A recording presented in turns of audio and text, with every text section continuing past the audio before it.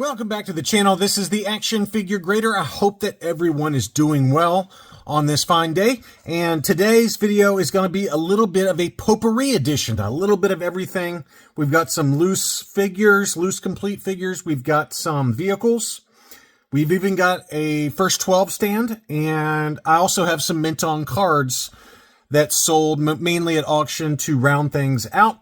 And just gives you an idea of what's selling out there on eBay. Just some interesting sales that I wanted to talk about. So, as always, thank you to my Patreon supporters. Patreon.com/actionfiguregrader is where you can go to sign up. Here is the first one. This one I really like. This one is the mail-away first 12 display stand, and it included the original shipper box, which is always tough to find in pretty clean condition. But this one included probably mostly beater figures, but it included the display stand as well as the original shipper box, which I would argue is probably where most of the value is.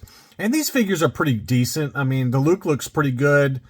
The Han is not. The Leia doesn't even have her cape or weapon. So, you know, again, this is just kind of a nice display for those of us that want to have something on the shelf. And the real value, in my opinion, is the stand and the mail-away box. And that one sold in an auction for $504.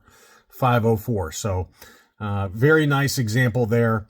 And just gives you, that's something we haven't talked about or seen on the channel in a while. And usually just the stand by itself in really good condition. Better, you know, this one's in pretty decent condition, but, you know, I'm talking about really nice condition. Usually it's $300 to $400 minimum. So, that's about where the value is here, along with that mailer box. That's a really hard item to find. Here is the Patrol DWback, along with an original box. Well, maybe the second iteration box. It doesn't have the long play logo on there, but this one is not the collector series version. Obviously, the box is not perfect, but DWback itself looked pretty decent. That one did sell for $300, $300 for that. And we had the Deaba Action Playset, where the box was in really good shape. It had been opened, though. It's not sealed. And that one sold for $225, which they said it was pristine with the instruction sheet. That's a pretty decent deal for the Deaba Action Playset with the box. Here was a Luke that had been out in the sun too long, based on that torso, but it was a double telescoping saber version of Luke, and that one sold for $880. I would argue in an auction it probably would have gone less.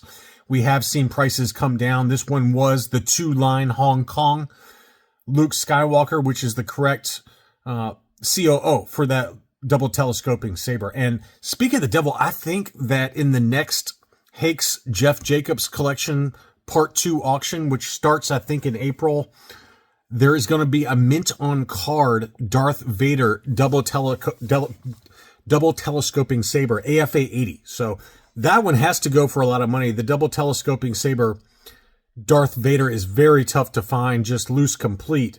But to get one mint on card, I don't know what it's going to go for, but it's certainly going to probably set some records. AFA 80. So we'll have to have a preview video by the time that auction goes live. Here was the Death Star action figure playset. It was complete with the trash compactor along with the Dianoga trash monster, and I assume the correct foam that goes inside it there. And the actual playset was in beautiful condition. You can see there it's got the rope that is often missing, and a very nice display piece. I always liked that playset. I just thought that one had a lot of intricacies that made it really good for actual play as a child. I never had it growing up, but, you know, just thinking about all the different possibilities that were available with the elevator, the escape hook, obviously the Death Star cannon, and then obviously the trash compactor, which was probably my favorite feature. But what an awesome playset there. So $274 in an auction for that one, plus $25 shipping. We had a couple of different blue snags that sold. This one did not have any torso discoloration, but it was missing the weapon and obviously lots of wear to the boots. Maybe not a lot, but a fair amount of wear to the boots.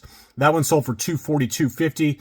And then this one was complete with better boots, but the negative was that the torso had started to discolor, which is a common problem for a lot of these blue snags. That one sold for $500. So pick your poison there. I don't know which one you think is the better deal.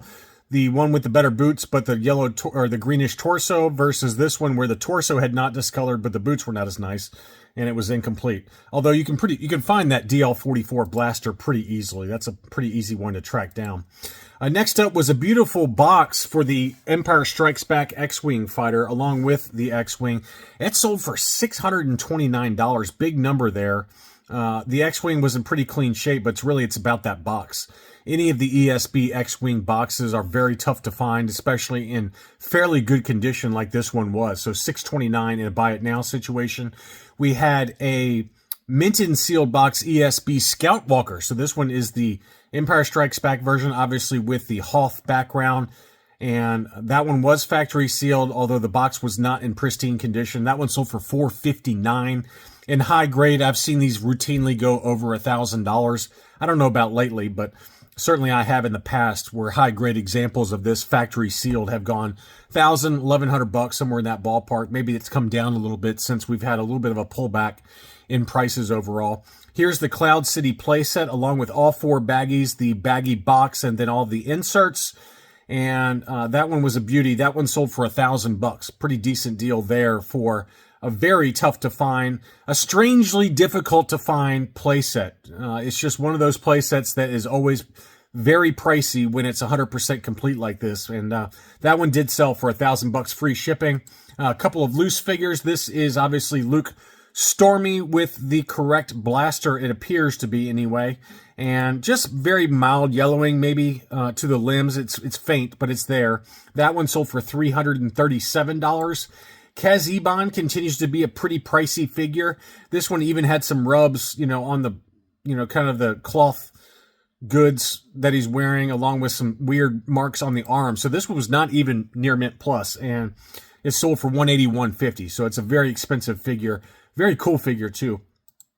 Next up, here's one we haven't really talked about. So this is a PVC Fisher-Price Ewok set. I don't even remember this coming out. I think it must have been in like one of those preschool packages.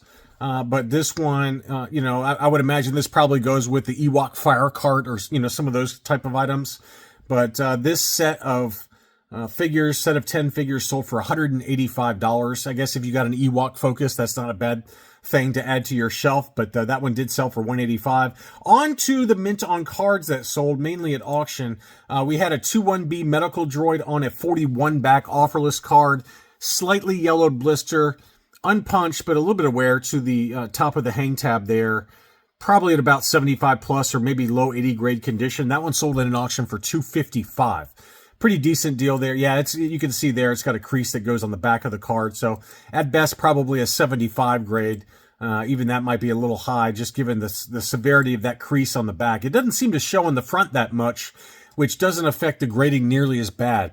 Apparently, if you got a soft crease like that only shows really badly on one side, you can kind of faintly see it, I guess, but it's barely there relative to the back of the card.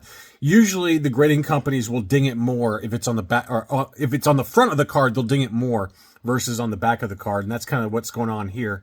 So not that this is a grade worthy item. I mean, you could put this in a sliding acrylic case and call it a day, because it certainly presents very nicely. It's just faint yellowing to it.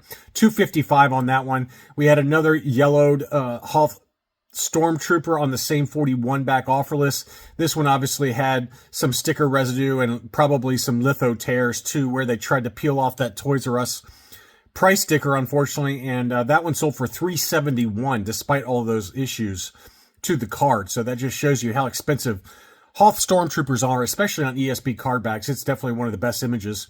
Next up is the debut card for the Cloud Car Pilot, again with a yellow blister, as they usually are for this particular character on this particular card back. I don't know why, but that's just the case.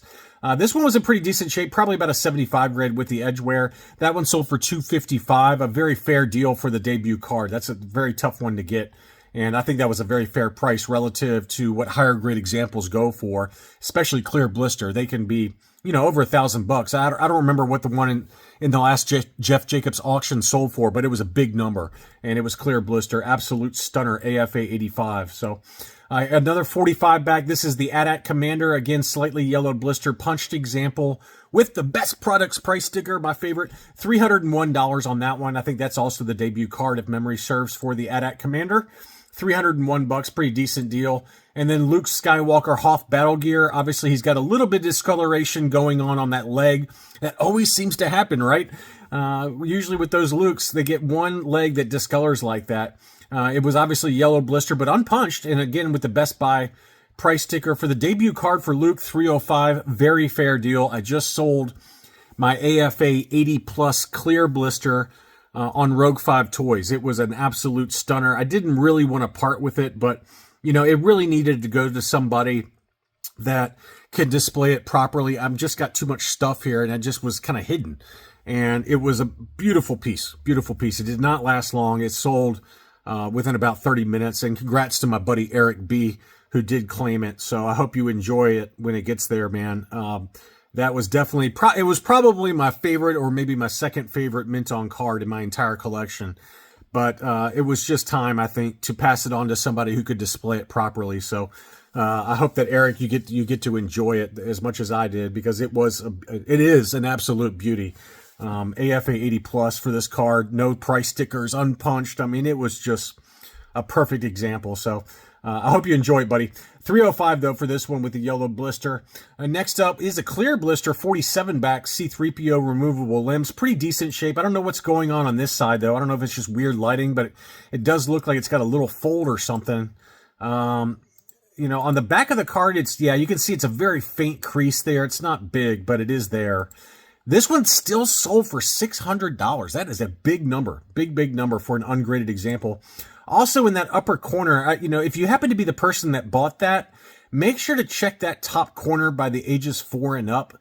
To me, it could be bad lighting, but to me, it looks like it's got some ink touch-up over there, right to the left of the ages 4 and up. That, to me, looks like ink touch-up. It just could be lighting and kind of a weird reflection, but I just think because of the way the lighting is for the rest of this card, my gut tells me that might be some ink touch-up there. So just be careful if you happen to be the person that bought that. Check that, okay? And if it's got ink touch-up, you need to return it. Don't pay $600 for ink touch-up. But that's a beauty. You know, if it doesn't have the ink touch-up, that's certainly a beautiful card. And $600, 47 back. That's not one you see very often, I feel like. The 4-LOM offer with the C-3PO clear blister. Beautiful example. Same seller also had a clear blister, what appears to be a clear blister anyway. I mean, maybe it's slightly yellow, but it looks clear to me, for the Star Destroyer Commander on the 77 back A. That one sold for $290. Very clean card, just light edge wear to it. Probably a 75 plus, maybe even an 80 grade. But not often you see a 77 back with a clear blister. The other thing to keep in mind for the Star Destroyer Commander, for some reason on Return of the Jedi cards, it does mold inside on the figure's head and on the boots and on the gloves sometimes. This one looks clean to me, but that's something to look out for a lot of Return of the Jedi Star Destroyer Commander mocks, is that they get, on that particular card back, they do get mold very easily. Next up was a 77 back B with the Anakin offer and the coin offer. So it had double offer there. AFA 75 for the Stormtrooper. That one sold for $430. I always like double offer cards. There's just like so much going on. Plus the price sticker. It's just like, you know, you feel like you're walking into Las Vegas, right? With all these different ads popping up everywhere. So, $430 on that one. And then finally, this one was a gem. I sent this out to my Patreon supporters. I don't know if one of y'all bought it or not, but it sold very quickly after I sent it out. This was a beautiful clear blister AFA 80 plus Biker Scout, unpunched, no price sticker. This was a 65 back C. So it's not the made in Mexico. Well, maybe it is. Let me see. I don't think so. No, this is just a regular one. For a second there, I thought it might have been a made in Mexico, but I think this is just a Hong Kong 65 back C. And, you know, again, any clear blister Biker Scout's going to be pretty in demand. But this was an AFA 80 plus, and it sold in a buy it now situation for $473. It did include $30 shipping, so let's call that about $500. I think that's a fair price. Quite honestly, that's a fair price for a clear blister U.S. card, Return of the Jedi. And obviously for a MIM made in Mexico, you're probably even talking more than that, significantly more than that price. But I think that was a very fair price for what that was. So again, I don't know if one of my Patreons got it or not. I sent it out to you guys, but it didn't last long. I hope you all enjoyed this look. Kind of a potpourri mix of different items out there. Thank you very much for watching the channel. Be sure to leave me a like if you did enjoy the video. Thanks again, and I'll be back soon.